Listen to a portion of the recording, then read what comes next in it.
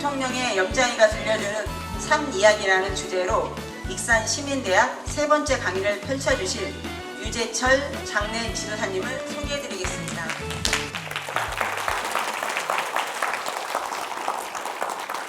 반갑습니다. 제가 그 대학이나 학교에서 강의할 때 이 학생들하고 눈을 보면서 해야 강의가 되거든요. 그래서 저렇게 뒤에 떨어져 있으시고 산만하면 제가 집중이 안 돼서 이 시간이 알차게 운영이 되려면 조금 더 좀 앞으로 와주세요. 장의사 한 지가 33년이 됐는데 지금까지 겪었던 일들을 여러분들께 조금 전달을 할 거예요. 그런데 이제 아까도 말씀드렸지만 여러분들이 집중을 해주셔 들어주셔야 저도 강의가 되고 하거든요. 그럼 시작해 보도록 하겠습니다. 저는 제 생각에는 이 세상에서 제일 중요한 일을 하고 있는 것 같아요. 제가 33년 동안 하고 있는데 그렇게 하다가 제가 지금까지 수천 분의 장례를 치러드리고 제가 하는 일이 또 산소 이장하는 거예요. 그런 일을 하는데 수천 개를 했죠. 그러다 보니까 어떻게 이제 운 좋게 대통령 6분 장례를 제가 다 맡아서 해서 저렇게 대통령의 염장이라는 별명이 생겼어요. 제 이름은 유재철이고요. 2006년도에 최규 대통령 장례를 시작해서 노무현 대통령, 김대중 대통령, 김영삼 대통령도 해드렸고 노태우 대통령까지. 전두환 대통령은 집에서 했으니까 그것도 제가 해드렸고 아까 별명 말씀을 드렸고요. 제가 처음에 이걸 배웠을 때는 우리나라 장례가 이게 다인 줄 알았어요. 근데 제가 대학원 공부하면서 미국, 일본을 다녀 보니까 대한민국 장례 문화가 너무 이게 없어요, 거의. 그래서 이걸 어떻게 하면 할까 했는데 일본에 가면 저렇게 통야라는 것을 해요. 좀 이따 한 번 더 강의할 때 한번 언급하도록 하겠습니다. 그리고 미국에서는 저렇게 관을 열어놓고 얼굴을 보고 하더라고요. 그리고 손님들이 그때만 오세요. 아무 때나 오는 게 아니고 가까우신 분들이 와서 고인분들하고 가깝게 인연이 있었던 얘기를 이렇게 주고받으시더라고요. 그런 얘기를 하는데 참 유머러스기도 하고 그렇게 하는데 어쨌든 외국은 주인공이 고인인 것 같아요. 돌아가시는 분. 대한민국은 지금 상주하고 그냥 조문계획 위주로 하기 때문에 이게 좀 문화가 좀 아닌 것 같아요. 그래서 어떻게 보면 그 장례라는 걸 통해서 그 동대에서 석사를 받고 동방대학교에서 박사를 받았는데 그러면서 계속 이제 끊임없이 그러니까 공부만 하셔서 박사 받으신 분은 많은데 저같이 장의사를 계속 하면서 40 넘어서 석사하고 50 넘어서 박사한 사람은 별로 없어요. 그리고 아까 말씀드린 대통령도 해드렸지만 이건희 회장님 묘도 제가 만들어드렸고 한 4년 전에 돌아가신 송혜 선생님. 야, 그때 진짜 많으시더라고, 손님들이. 보면 사람들이 장례를 치를 때 이제 어떻게 보면 이제 아깝다 하시는 분들이 많잖아요. 송혜 선생님은 나이 어리신 분들이나 나이 드신 분이 처음 와서 안타깝다고 그렇게 하시면서 서울대병원도 그렇지만 대구 달서구에 가면 그 공원이 있거든요. 송혜 선생님 공원을 만들어 놨는데 몇만 명이 오셨더라고요. 그분들이 지켜보는데 하여튼 참 감명 깊었는데 똑같이 살더라도 저렇게 좀 살아야 될 것 같아요. 2013년부터 다비를 해요. 스님들 돌아가시면 다비하는 거 있죠. 절 마당에다 장작 쌓아놓고 다비를 하게 되는데 그거를 이제 13년밖에 안 됐는데 거의 최근에 6년간 동안에는 121번 일어나는데 111번을 제가 해요. 이제 90% 이상을 제가 하게 되는데 그런 얘기도 하면서 진행하도록 하겠습니다. 나에게는 언제나 두 가지 길이 있다. 어려운 길이 있고 쉬운 길이 있고 학교 가서 공부하는 것도 있고 친구들하고 노는 것도 있고 여러 가지가 있잖아요. 그렇게 해서 지금까지 왔죠. 그래서 저도 여러분들도 지금 이 강의도 여러분이 선택해서 오신 거예요. 그죠? 이제 인생들이 여태까지 많이 사셨잖아요. 저도 59년 돼지띠거든요. 그러니까 내일 모레 70인데 많이 살다 보니까 지금까지 살아와서 선택한 것이 저예요. 그죠? 근데 이제 앞으로도 이제 마지막을 마무리하셔야 되는데 저렇게 제가 33년 동안 장의사 하면서 느낀 거는 사람들은 죽음을 외면하거나 죽음을 활용하거나 딱 두 가지더라고요. 그러니까 나하고는 상관이 없는 일이라고 생각해서 전혀 도외시하고 생각도 안 하고 무슨 죽음 얘기만 하면 그냥 뭐 죽지 않을 사람들 같이 그렇게 하시는 분도 있고요. 죽음을 활용해서 위대한 삶을 산 사람들이 있더라고요. 그 얘기를 이제 해나가도록 하겠습니다. 너무 좀 무거웠죠, 처음부터. 좀 편한 얘기를 하도록 하겠습니다. 제가 유퀴즈에 나왔어요. 어르신들은 잘 모르겠지만 젊은 사람들은 유퀴즈 나갔다면 뿅뿅 가요, 그냥. 우와! 이런다고. 예. 그래서 제가 유해진 씨가 아까 이제 먼저 사진에 감독이 와가지고 저게 김대중 대통령 장례 치른 거거든요. 저 오른쪽에 있는 것이. 근데 저기 이제 잘생긴 사람, 동그라미 천 사람 저거든요. 근데 저기다가 얼굴을 유해진이 얼굴 넣어가지고 파묘 영화에 쓰겠다는 거야. 저야 땡큐죠. 그래서 허락을 했는데 그 감독한테 제가 그랬어요. 한 몇만 정도 들어올 거 아니냐 했더니 자기 영화가 300만에서 500만 정도 들어왔대요. 두 번의 대표적인 영화가 있었는데 그래서 한 500만 명만 넣으면 좋겠대. 그러냐고. 근데 이게 갑자기 700만, 1000만이 넘고 막 이러니까 그 유해진의 진짜 모델이 절 찾아와서 저한테 인터뷰를 하고 막 이래가지고 제가 덩달아 유명해졌다니까요. 저기 저 사진이 저걸 따가지고 저쪽에는 고영근이가 유해진이잖아요. 예, 그 사진이 나온 거죠. 하여튼 그렇게 해서 파묘 얘기를 안 할 수가 없는데 파묘 영화 보신 분들 많죠? 네. 그 파묘 영화에 보면 이렇게 이제 그 유해진 씨가 저 감독이에요, 저 양반이. 저는 어디 있냐면 여기 있어요. 요 사진이 저거예요. 이제 요 옆에서 연기를 하면 최민식 씨하고 연기를 하면 거기서 디테일하게 이제 좀 잡아줄 거 있으면 잡아주고 이제 훈수 두는 거지 옆에서.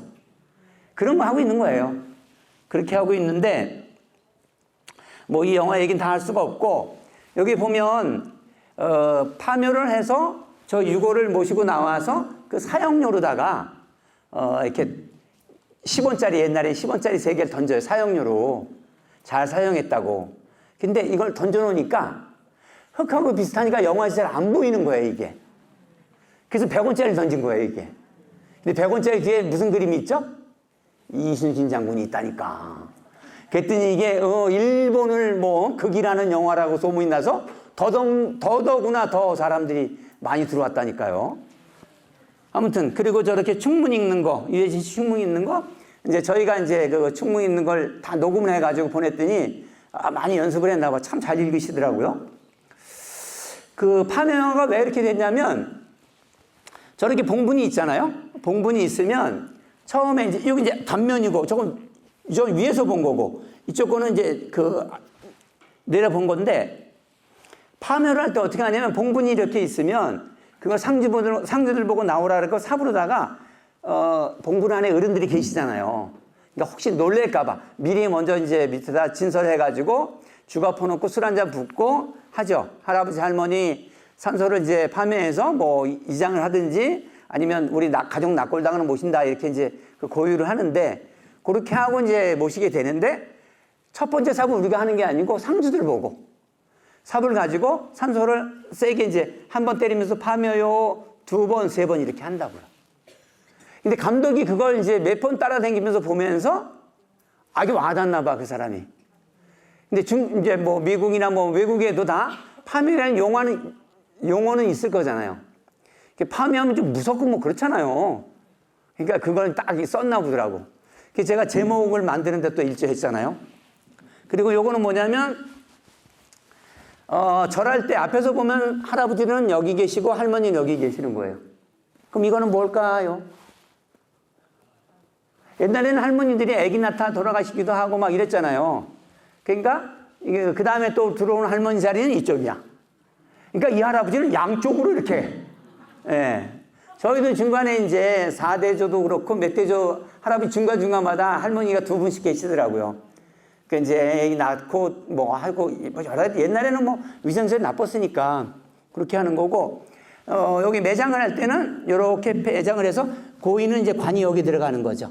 그 횡대라는 걸 놓게 되는데 아무튼 그거 잘 설명하면 저는 이제 강의 그 안으로 만들어 놓은 거기 때문에 저런데 너무 길어지니까 이 정도는 하고요. 이게 용어가 너무 많아졌어요, 이제. 예전에는 그냥 돌아가셨다 그랬어요. 근데 종교별로 한마디씩 이제 다 살을 붙였어요. 그래서 뭐 소천하셨다, 선종하셨다, 뭐 불교에서도 입적하셨다, 열반하셨다, 막 이렇게 돼요. 근데 저는 그냥 입적이 제일, 아니, 돌아가셨다가 제일 나은 것 같아요. 어차피 돌아가시는 거니까. 근데 돌아가시는 거를 확인하는 방법이 있죠. 어떻게 하냐면, 이렇게 이제 우리, 요새는 옛날에는 얇은 솜을 가지고, 코하고 입에다 이렇게 살짝 올려놨어요. 요새는 이제 좋은 거 있죠. 티슈. 그런 거 한번 놔두면, 우리는 건강하니까 숨을 이제 내뱉었다가 들이마실 수가 있죠.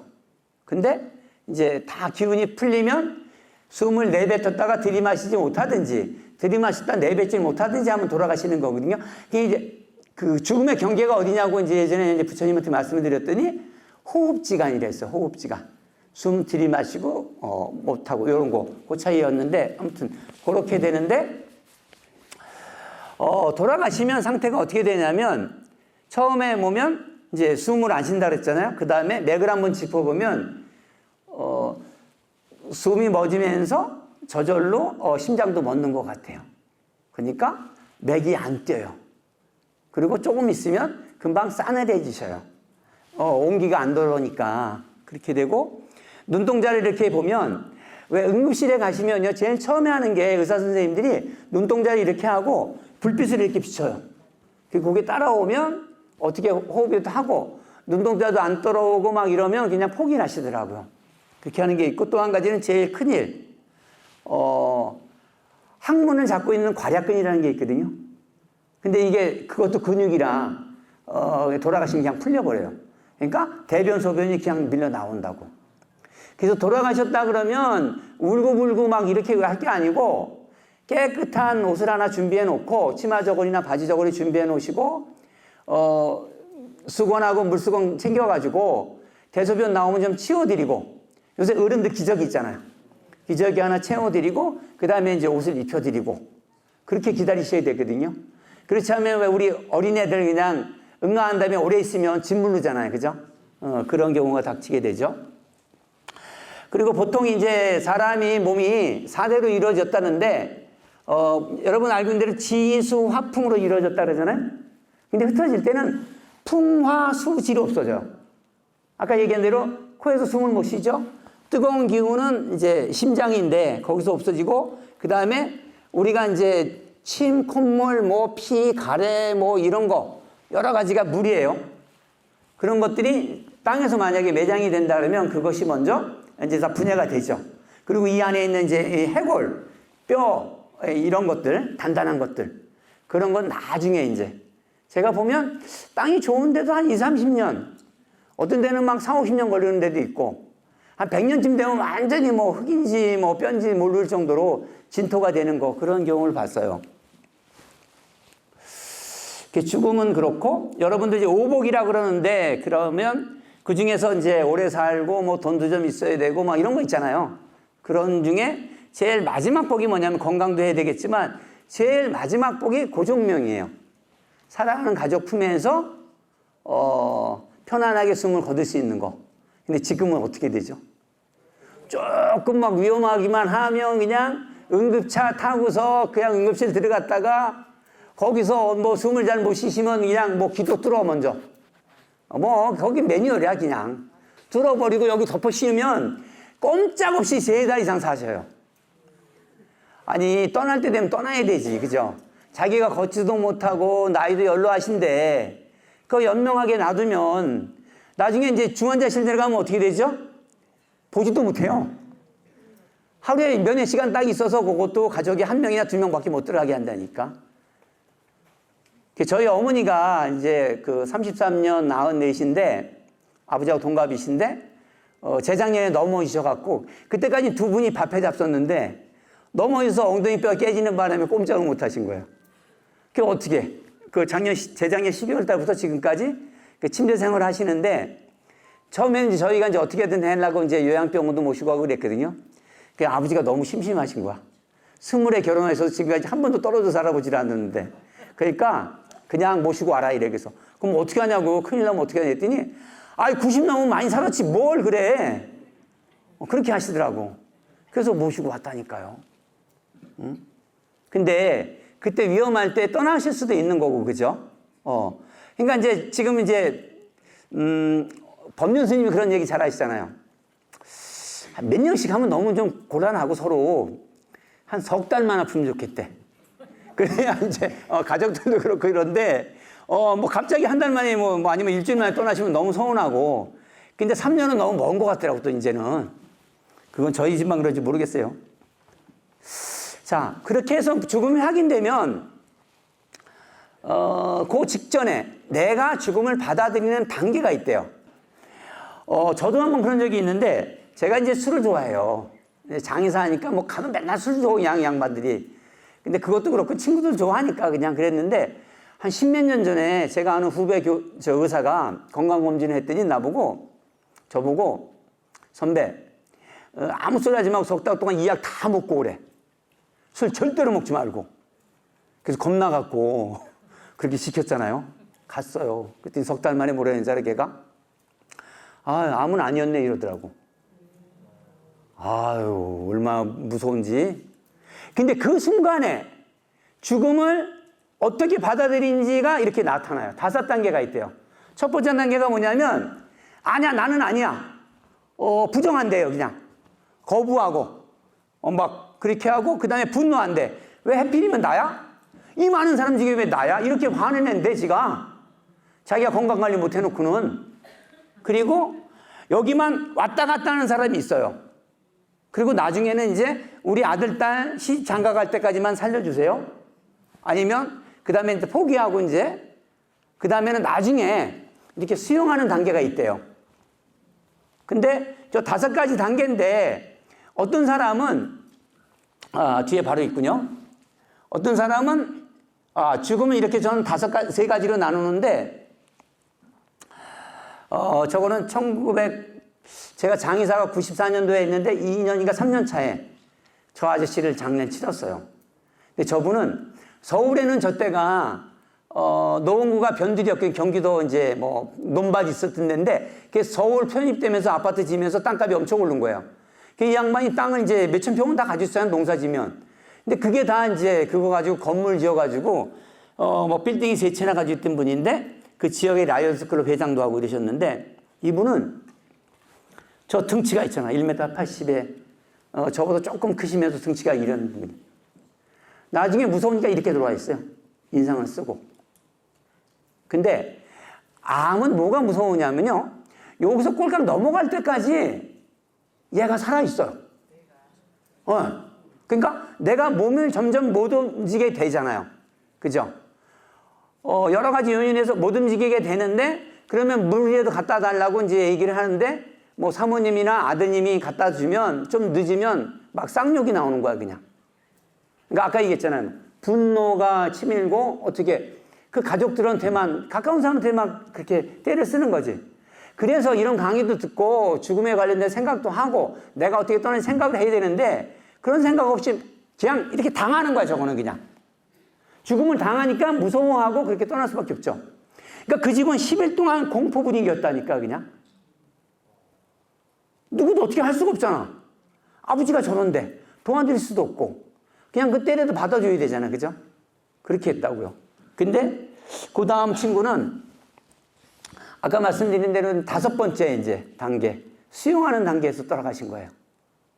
근데 제 후배 아버지인데, 그 어머니가 먼저 이제 몇 년 전에 돌아가시면서, 그리고 아버지도 그렇게 해갖고 병고 때문에 다 쓸어가진 연립인데 그것도 다 그냥 약값으로 다 이렇게 됐어요. 근데 어떻든 돌아가시게 됐어. 그래서 가보니까 살아나셨어 또. 뭐냐면 숨이라는 게 이렇게 해서 딱 끊어지질 않아요. 숨이 이렇게 꿰다가 끊어진 듯 하다가 또 올라갔다가 또 이렇게 됐다가 또 올라갔다가 내려갔다가 이렇게 착착착착. 얘는 이제 한번 끊어지니까 끊어진 줄 알고 저한테 연락한 거잖아요. 제가 사무실에 이제 칠성판하고 챙겨갔더니 한 40분 만에 도착했더니 살아나셨더라고.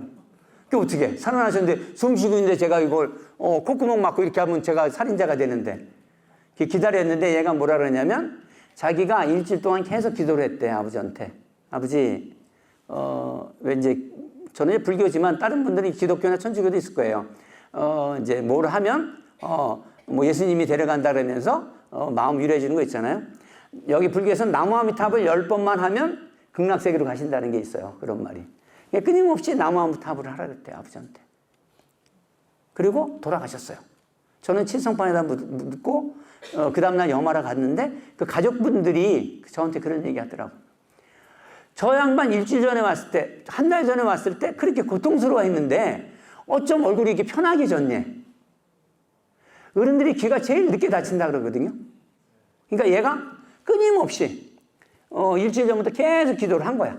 그리고 돌아가시는 순간에도, 옆 사람 보지 말라니까. 저만 보라니까. 왜? 옆 사람이 멋있어요. 제가 멋있지. 예.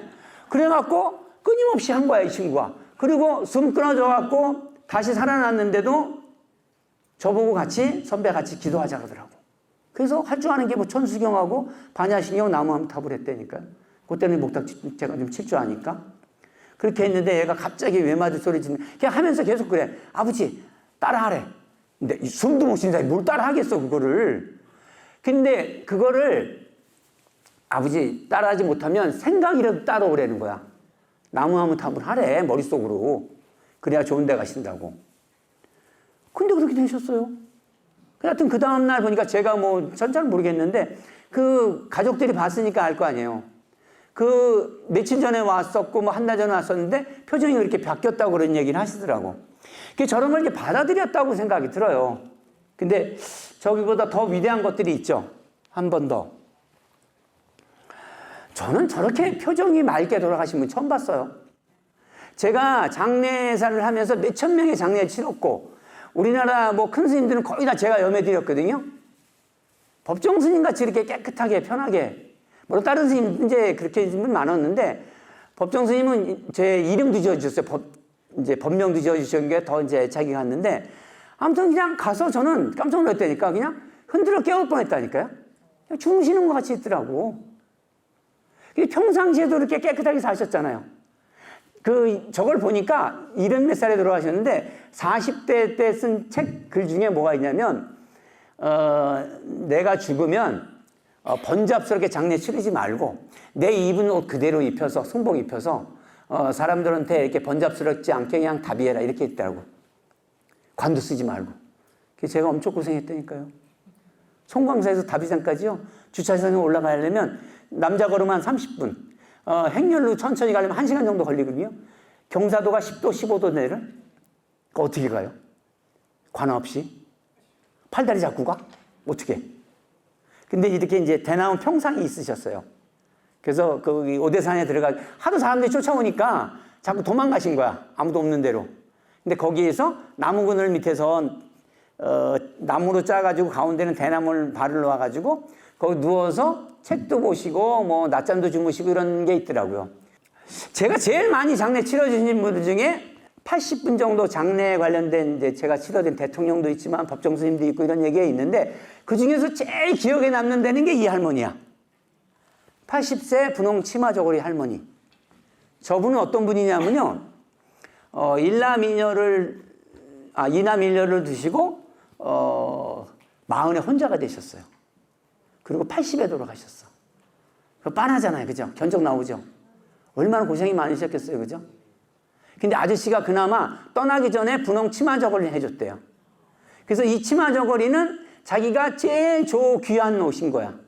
그래서 애들 대학교 입학식 때, 또 아니면 뭐 애들 결혼식 때도 있고, 무지금 그 할머니는 그 제일 중요한 때만 입는 옷이 분홍 치마 저고리였어요.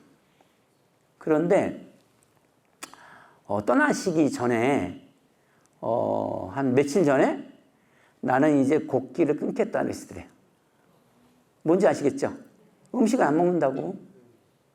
그러니까 며느리하고 아드님이 가만 놔두겠어요? 어떻게든 한수대 떠들리려 했더니, 나는 이제 갈 때가 됐다. 내가 보니까 힘도 없어지고 보니까 내가 너희들을 곧 못 알아볼 때도 있을 거고, 그리고 대소변을 가리지 못할 때도 올 거다.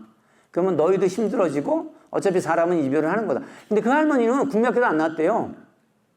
그냥 단순히 정근하고 기도하는 것만 해줬대.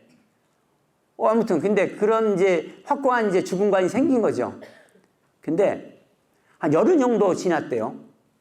근데 한 번은 며느리가 보면 그러니까 어머니가 계속 이제 방에만 누워 계시고 있었는데 그날은 화장실에서 소리가 나더래요. 뭐 씻고 그러셨나 보지 할머니가. 그리고 분홍 치마 저거를 입고 소파에 이렇게 앉아 계시더래요.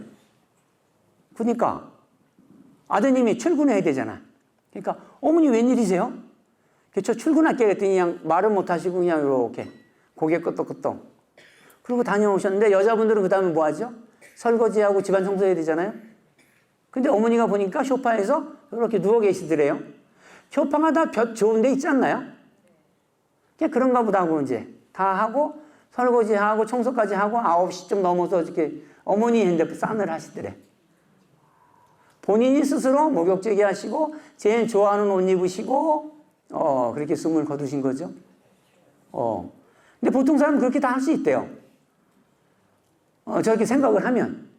근데 그런 거 생각 안 하고 그러면 이제 뭐 그건 전 책임 못 지고 우리 남아있는 가족들은 그걸 받아들이는 단계가 있단 말이죠. 남겨진 이들이 슬픔을 받아들이는 10단계가 있대요. 엄마 아버지가 돌아가시면 충격이겠죠. 그죠? 1번. 그 다음에 막 울겠죠. 울고 난리가 나겠죠. 그리고 고인에 대해서 막 여러 가지로 막 그리고 뭐 신체적인 거 뭐 하여튼 뭐 왜 배우자가 돌아가시면 막 두들겨 맞은 것 같이 아프다는 얘기 하시는 분도 있더라고요. 그렇게 된대요. 그러다가 혼란스럽고 좀 더 잘해드릴 걸 막 이런 생각이 드는 거죠. 그리고 나중에는 이제 이렇게 여러 가지는 이제 시간을 거치다가 현실에 적응할 수 있는 시간이 되는 거예요. 배우자가 돌아가시든지 뭐 부모님이 돌아가시든지 가까운 친구가 죽든지 이러면 도인들은 돌아가실 때 도인들도 껄껄껄하고 돌아가신대요. 일반인도 껄껄껄하고 돌아가신대. 아니 일반인은 그렇게 생각한대. 도인은 잘 살아갔다고 껄껄껄 웃으면서 가시는 거고 일반인들은 어머니 아버지 떠나시면 아이고 잘 해드릴 걸 좀 더 찾아올 걸 이런데 그래 껄껄껄이래 그것도. 아유 그러니까 평소에 잘해야 되는 거 그죠? 그 다음에는 그러면 어떻게 하면 잘 죽을 것인가? 이게 있겠죠, 그죠? 어떻게 하면 잘 죽을 것인가? 제가 이제 노인대학도 강의를 많이 해요. 그러면 거기서 주로 많이 질문하신 게 그런 거야. 어떻게 하면 잘 죽겠냐고.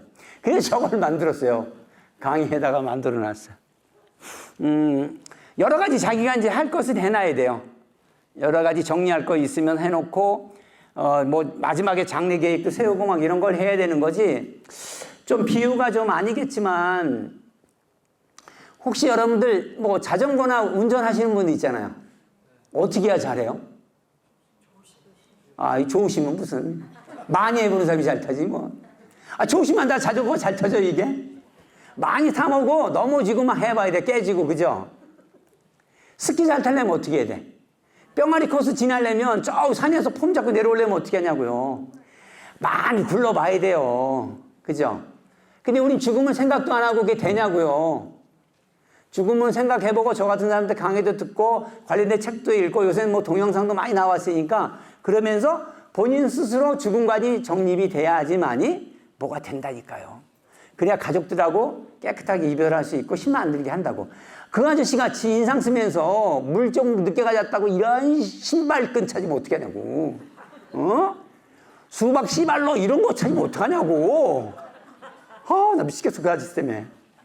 2002년도에 일본에 갔더니 일본 장례 박람회를 하는데 엔딩 노트라는 게 있더라니까. 다른 사람들은 거기서 뭐 희귀한 물건 사고 그러는데 저는 그게 딱 끼더라고.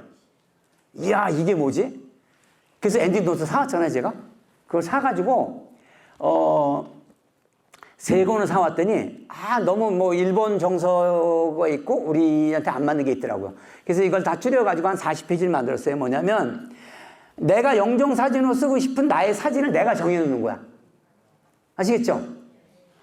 예전에는 그런 거 안 정해놓으면요 주민등록증에 그거 도장 찍힌 거 있죠? 서울시장인. 사진 밑에 서울시장인이 써있다니까. 그거 어떻게 해요? 옛날에 보존 기술이 없었다니까. 지금은 깨끗하게 지울 수 있지. 그리고 가족한테 남기고 싶을 말. 그리고 내가 지금 살아서 앞으로 살아갈 수 있을 때 하고 싶은 일들. 그게 뭐 바다를 보는 걸 수도 있고, 나하고 10년 전에 왼수가 된 친구하고 화해하는 걸 수도 있고, 여러 가지 있잖아요. 그런 거 하는 거예요. 그리고 내 노후에는 어떻게 할 것인지, 사전연명 의료의향서를 어떻게 할 건지, 유언장, 장례교회, 장례 절차, 뭐 이런 것을 하는 것을, 엔딩 노트라 그러는데, 그걸 다 제가 여기 설명드릴 수는 없고, 그 중에 몇 가지만 따올게요. 내 마지막을 누구에게, 내가 자신의 재산을 관리하지 못하게 되었을 때 믿고 맡길 수 있는 사람이나 기관이 있는지. 중요하죠. 내가 돈을 마음대로 못 쓰게 된다니까, 이제. 조금 있으면요. 근데, 그 맨날 사고 치는 놈한테 아들한테 다 맡겼다가 그 돈 다 날리면 걔도 문제고 나는 죽을 때까지 어떻게 하냐고, 그러면. 그쵸? 그리고 또 한 가지. 내가 추후에 거동이 불편할 때 나를 간병해 줄 사람, 나를 도와줄 수 있는 사람, 그 사람을 쓰는 거예요, 여기다가. 어느 걸 보고 여기서부터. 배우자, 자식, 손. 근데 배우자는 뭐 나이가 비슷한데 뭐 같이 늙어가는데 되겠어요, 그게? 안 되지? 그럼 자식인지, 아니면 뭐 친구든지, 형제든지, 이런 걸 이제 정 안 되겠으면 변호사나 누구한테 맡겨야 되는 거죠. 이걸 써보는 거예요. 그 나머지 쓰면 그 사람하고 나의 이제 마지막 관계, 마지막을 정리해야 되니까 그 사람하고 관계를 지속적으로 가져야 되지. 어떤 사람 이런 거 있어요. 마지막에 전 재산 헌납하고 하시는 분이 있죠. 재산들. 근데 평소에는요, 돈 없는 여동생 짜장면도 안 사줄 때 그 양반이. 근데 이제 마지막에 죽을 때가 되니까 허전하니까 그 돈이라도 다 기부하고 가는 거야, 이게. 아, 왜 그걸 그렇게 해? 미리미리. 주변에 있는 친구들하고 동생들하고 이렇게 좀 사주고 이래야 되지. 그리고 야, 나 죽을 때까지 네가 좀 관리 잘해둬라. 이런 거잖아. 그죠? 그 특히 이제 저렇게 재산 관리할 때 맡길 사람이면 저한테 맡기세요. 그러면 제가 장례까지 다 치러준다니까? 아시겠죠? 예, 제 이름 잘 써놓으세요. 이따 전화번호 나갈 거니까. 네. 자, 그 다음에 아까 같이 내가 이제 나이 들어서 암에 걸렸을 때, 이거를 이제 계속 치료를 한다. 연명 치료라 그러죠. 그렇게 하느니, 나는 인간답게, 존엄하게 죽고 싶다. 이런 게 있을 수 있잖아요. 그래서, 내가 뇌사 상태가 됐을 때는 인공호흡기를 떼어줘라. 또 한 가지, 입으로 먹게 되었을 때, 입으로 먹을 수 없게 되었을 때, 당연히 부북 뜬다니까, 여기다 그냥. 그리고 그냥 그 음식, 그 호수 집어넣으면 그냥 기본이 2달, 3달이에요, 그냥. 우리나라 의료기술이 발달돼가지고. 그러니까 지금까지 여러분이 썼던 의료비에, 누워서 꼼짝 못하고 아무것도 못하는데 2-3달 동안 나가는 비용이 더 많을 수 있어요. 그거 왜 그렇게 해야 되냐고. 그쵸? 그리고 뇌사 상태가 되었을 때는 내 장기 중에 쓸만한 거 있으면 띄워줘라. 그런 것도 있고 그래요. 그리고 나의 장례는 어떻게 치르고, 제사는 어떻게 하고. 이거요, 정해놓지 않으면, 요새는 종교가 다 다종교인지 아시죠? 이제 말세라 그러잖아요. 그러니까 양다리 걸쳐놓는 거야. 뭐 불교도 걸쳐놓고, 기독교도 걸쳐놓고, 천주교도 형제가 많으면 막 몇 개가 있어. 그리고 나중에는 장례 치를 때 보면 싸움 난다니까요. 네. 그러니까 그거를 교통정리를 좀 어른들이 해놓고 가셔야 된다니까.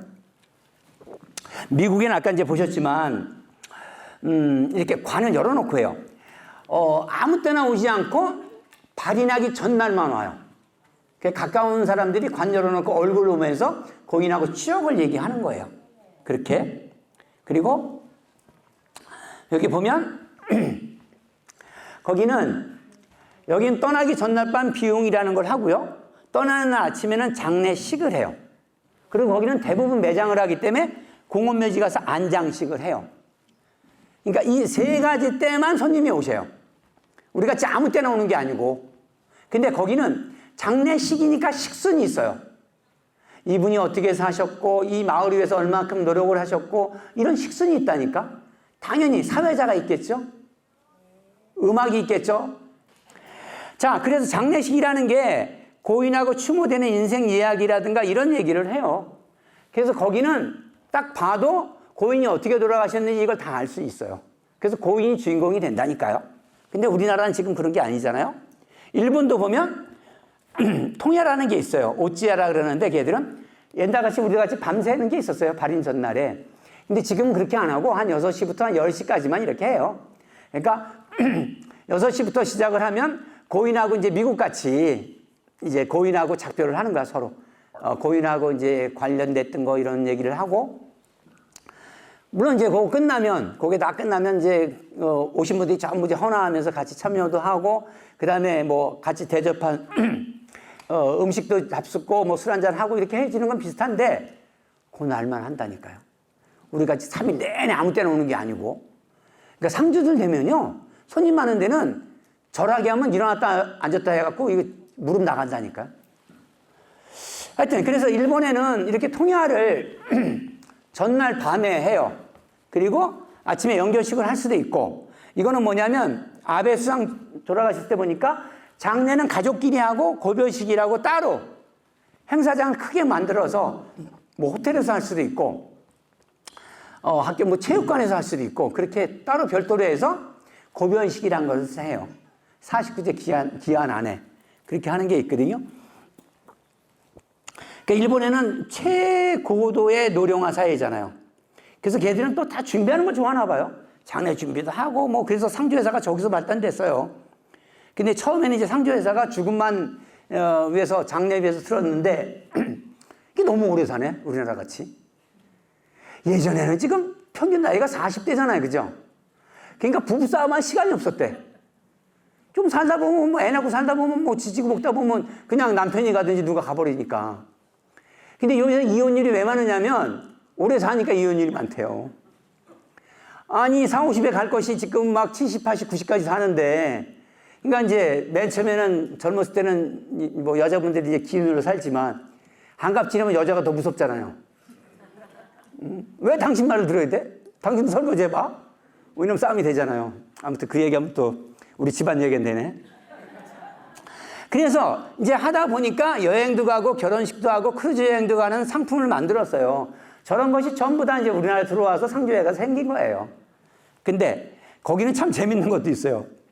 부곤 안에 이제 내가 알릴 사람이 있잖아요. 나하고 친한 사람들이 있잖아요. 그러면 홍길동이도 오라고 누구도 있는데, 갑돌이는 절대로 오면 안 된다. 불청지. 쟤는 부르면 안 돼. 저놈 새끼는 맨날 와서 나한테 뜯어먹었어. 근데 장례식에 와서도 전 빈봉투 가져올 거야, 쟤는. 그거 또 뜯어먹을 거니까 절대로 부르지 말라고. 그런 명단도 있다니까요. 하여튼 뭐, 그렇게 해서, 그러나 저러나, 저걸 보면, 저런 걸 준비하고 살면, 자기를 한번 돌아볼 수 있잖아요. 그리고 써놨는데, 1년 있다 내가 안 죽었어. 그럼 다시 그때 돼서 자식한테 하고 싶은 말이 있든지, 손자, 손녀가 좀 컸으면 걔한테 하고 싶은 말 있으면 다시 또 쓰는 거야. 그러면 나중에 이게 뭐 4장이 될 수도 있고 10장이 될 수도 있겠죠. 나중에 내가 떠났을 때 애들이 그걸 보고, 내가 병원에 이제 들어갔는데 굳이 뭐 이걸 뭐 호흡기를 쓰고 뭐 목구멍을 뚫어서 음식을 넘기겠냐고요. 그쵸? 그래서 이제 우리나라를 보면, 같이 이제 비교해 보면 어떻게 되냐면, 말씀드린 대로, 미국이나 일본은 돌아가시면, 장례식장에 맡겨놓고 안 와요. 근데 일본은 가족끼리 작은 방에 계셔요. 그리고 미국은 뭐 3일장, 4일장 이런 게 없어요. 날짜 좋은 날 해가지고, 요 날, 발인 전날만, 아까 얘기한 접견 서비스를 하는 거고, 여기도 일본도 통야라는 걸 하는 거고, 발인 전날. 발인하는 날은 연결식을 하고, 안장식을 하고, 고인과 이제 이별의 시간을 하는 건데, 요렇게. 일본도 연결식을 하든지 고별식을 하든지, 그날에 조그만 장례는 고별식을 같은 날 할 수도 있고, 큰 위대한 인물들은 이제 따로 하더라고요. 근데 우리는 아무 때나 오네, 그냥. 조문을 아무 때나 와. 그쵸? 그냥 아무 때나 와, 그냥.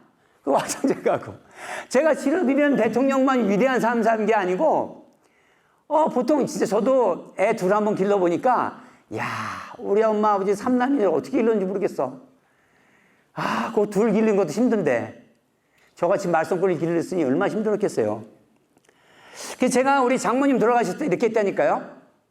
한 12년 전에 돌아가셨는데, 이제 행장이 뭐냐면, 어머니가 어떻게 사셨던 거를 이제 쓰는 걸 행장이라 그래요. 우리 어머니가 27에 결혼하셨는데, 그때면 지금 살아 계신 100살이 넘는데, 27은 노처녀잖아요. 근데 우리 장인어른도 이제 이북에서 오셔갖고 형제가 많아가지고 뭐 어쨌든 좀 잠깐 늦으셨어. 근데 그 같이 이제 국방부 다니셨는데 그 친구분이 이제 그 우리 자기 여동생을 소개한 거야. 근데 어떻게 이제 얘기했냐면 우리 한 사람이 우리 외할아버지가 우리 엄마를 너무 좋아했나 보다. 27살까지 끼고 있었게. 그러니까 좀 재밌잖아요. 옛날에 뭐 20만 넘으면 나 노처녀였잖아요. 그때 당시에는. 하여튼 그랬었고, 제가 아는 지인들한테 이제 대금, 신앙송, 판소리 하는 사람들한테 전부 오라 그래가지고, 야, 니네 조의금 가져오지 말고 그냥 와. 그럼 내가 교통비는 다 줄게. 그렇게 했어요. 그래갖고, 해필이면 시를 갖다가 저 시를 했다니까. 저 신앙송한 선생님이. 엄마는 그래도 되는 줄 알았습니다. 엄마는 맨날 찬밥을 먹어도 되는 줄 알았습니다. 엄마는 찬물에 뭐 이거. 그런 거야. 그러다가 엄마가 이제 엄마의 엄마가 생각이 나갖고 우는 거야, 그게. 엄마는 울면 안 되는 거 아니에요? 이렇게 그런 시야, 이게. 거기 같은 여자분들 다 울었다니까요. 게다가 또 판소리하는 놈이 또 넉살스럽게 또 하면서 또 웃기고, 우리 또 큰 처남은 또 교회 다니셔요. 마지막 가족 인사를 하랬더니, 아, 우리 어머니가 하늘나라 잘 도착하셨대. 자, 여기 오신 분들 잘 먹고 잘 놀다 가시라 그랬대. 하여튼 뻥도 쎄야지, 그 양반도. 그래서 울다 웃다 이런 거야, 그냥. 근데 거기다가, 이제, 우리 어머니 친구분들이나 이런 분들이 오셔서, 아, 저 사람 법 없이도 살았다든지 뭐 이런 게 있으면 더 금상첨화했을 텐데, 그거까지 못했어요. 하여튼 그렇게 했어요. 그런데, 지금 우리 대한민국에서 하는 건 뭐예요? 여러분들 상가집값 뭐예요? 조문록에 사인 한번 하죠. 이름 쓰고, 봉투 넣고, 고인한테 절하고, 상주한테 인사하고, 지인들하고, 세상 사는 얘기 하죠. 아유, 탤런트 누구는 걔는 뭐 바람이 났대. 그런 얘기를 거기서 왜 하냐고요. 그죠?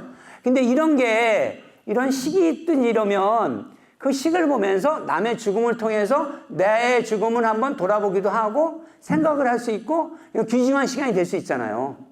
근데 그런 거 하고 싶은 거예요.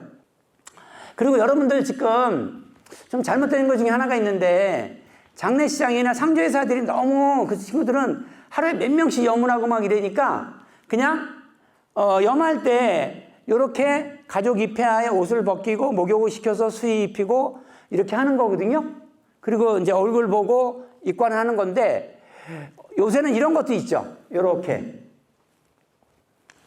가족분들 오시면 벌써 옷을 다 입혀놨어. 얼굴만 보는 경우 많죠. 그럼 자기들이 이걸 깨끗이 했다는 거야. 그거 어떻게 알아, 그거를. 응? 그러니까 이걸 꼭 처음부터 보세요.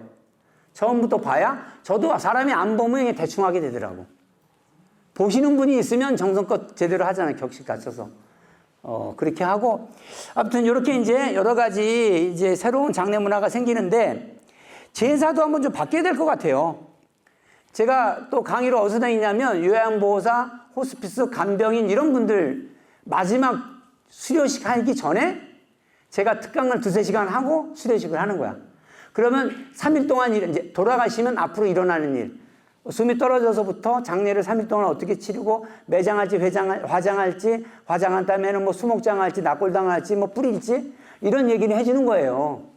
그런 얘기를 하는데 거기 대부분이 이제 40대 후반, 50대, 60대 초반인 이제 아주머니들이 오셔요. 제가 이제 이걸 했더니 되게 좋아하시는 게 뭐냐면 제사는 지내는 집들이 있잖아요. 근데 제사는 정신은 계승하지만 형식은 이제 바뀌어도 돼요. 예전에 사탕에다가 빨간 줄, 파란 줄이 있었던 거 있죠? 그거 지금 없어요. 그죠? 바뀐다니까? 무슨 얘기냐면 제사, 어르신들 저 욕하지 마세요. 또 저 사람에 이딴 소리 하지, 쓸데없는 소리 했다고. 그건 집에 가서 하시고 여기서 하시면 안 되고.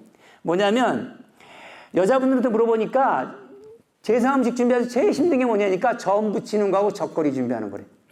그쵸? 과일이야 그냥 사놓으면 되는 거니까 밥국이야 떠놓으면 되는 거고.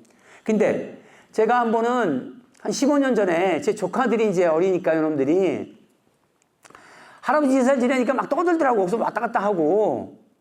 이제 우리 아버님이 점잖게 이놈들아 가만히 있어 들어요 걔들이. 그래서 제가 아이디어를 냈어. 피자를 사왔어. 피자. 내가 피자를 갖다 위에다 올리니까 아버지가 그건 옛날부터 안 쓴 거라 안 된대. 그래서 상 밑에다 놔줬어요. 그리고 애들한테 니네 떠들면 피자 없어. 똑바로 서! 쳐다! 저래! 그러면 딱 쳐다고. 너무 많이 잘 들어요. 아, 그러면 좀 피자 넣으면 안 되나? 그쵸? 예. 네. 안 지내는 거면 낫잖아. 그리고 막 증조할아버지, 고조할아버지 얼굴도 못 봤는데, 여자분들이 음식 하면서 뭐, 디그러 막, 짜증나고 이럴 수 있잖아. 아, 그럼 그거 귀신들은 다 한다니까, 귀신같이. 그거 짜증나게 하면 안 된다니까요. 그냥 잘 넘어갈 수 있게 여러분들이 현명하게 해야 돼요. 그래서 종갓집 같은 데는요, 제사 지내는 거니까 진짜 간단해요, 간단해. 퇴계 선생님이나, 이율고 선생님이나 이런 분들을 보면 간단하게 차리더라니까. 아니, 1년에 몇십 번씩 제사가 오는데 그걸 어떻게 다 차리냐고요. 그러니까 그때 온 사람들이 나눠 먹을 수 있을 만큼만 차리더라고요. 자, 그래서 이제 이런 것을 한번 마련해 봤습니다. 장례식 주인공이 누굴까? 아, 우리 생일날은 생일 받은 사람이 주인공이요. 그죠? 근데 장례식은 아까도 얘기했지만 돌아가신 분이 아니고 상주를 하고 조문객이 위주가 돼 있다니까, 대한민국에는. 근데 아까 얘기했지만 쭉 이제 일본은 이런데, 자, 설명드리면 좀 너무 길어지고, 그레이스 리라고 이분 얘기는 해야 될 것 같아요. 제가 작년에 안 치렀지만 참 제가 어디 신문에서 기사가 났는데 너무 감동을 받았어요. 이분은 70이 넘어서 암이 3번 걸렸어요.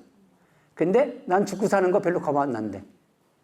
이분이 누구였냐면, 단발머리를 유행시킨 분이에요. 우리나라.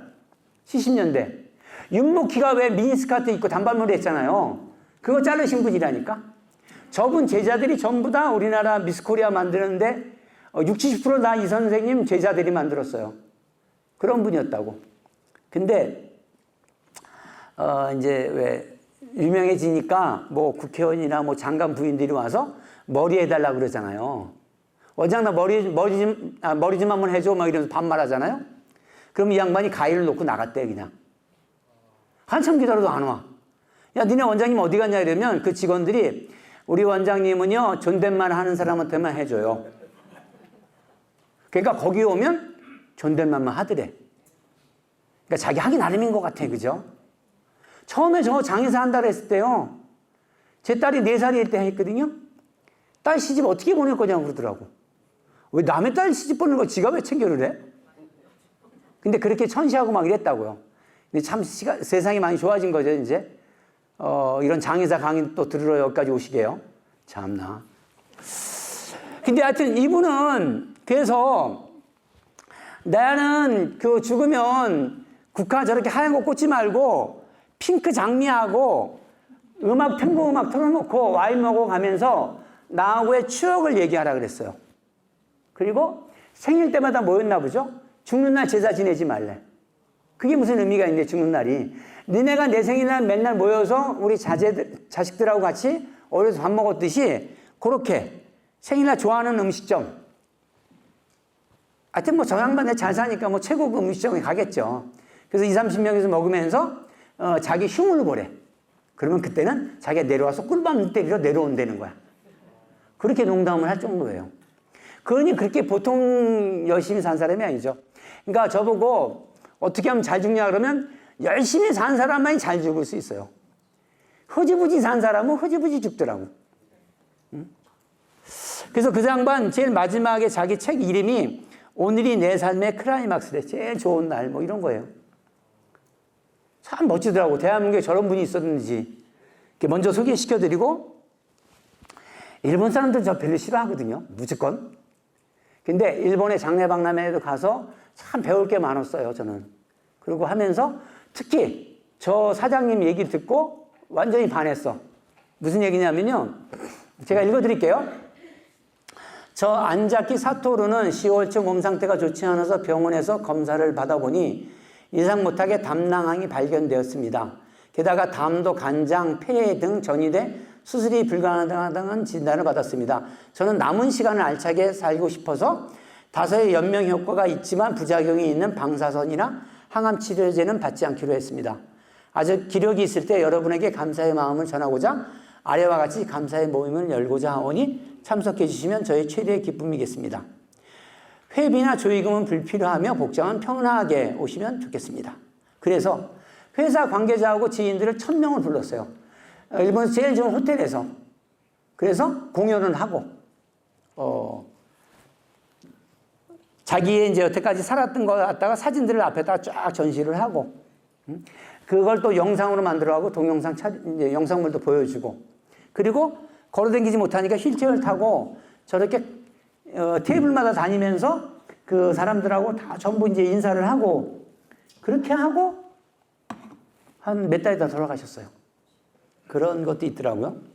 근데 아무튼 저분은 저런 걸 했어요. 그걸 이제 종활 활동이라고 죽음을 준비하는 활동이라 그러는데 저거를 이름해서 우리나라에서 이제 저걸 일본에 쓰니까 그걸 또 그대로 왔더니 뭐 생전 장례식이라고 옮겼더니 막 사람들이 무슨 살아있으면 장례식이냐고 막 이래. 그래서 제가 용어를 좀 바꿨어요. 생전 이별식이라면 어떨까? 생전 이별식이라 그러면 좀 있는 사람이 저렇게 하고 가야 되지. 그죠? 그래서 저희 재벌집들을 보면 장례 치르는 게 제가 이제 재벌집들 많이 했잖아요. 근데 거기는 조의금을 안 받아요. 그쵸? 그리고 CJ 같으면 그 병원 음식이 시원찮다고 CJ에서 얼마나 음식이 잘 나와요. 완전히 뭐 풀코스 도시락 갖다가 그냥 쫙 돌리더라고. 자, 또 한 가지는 제가 이제 하는 일이 답이하는 거라 그랬죠. 그 왜 제가 이 얘기를 드리냐면 제가 하는 일도 소개를 하지만 여기 이제 뭐 나이 지긋하신 어르신들만 있는 게 아니고 이제 뭐 제 연령대나 아니면 저보다 조금 아래이신 분도 계시니까 늘상 우리가 꼰대가 되면 안 될 것 같아요. 저도 이제 이런 일을 하면 이제 저 나무 쌓고 막 이런 일을 하면 직원들을 대여섯 명 싣고 막 이러거든요.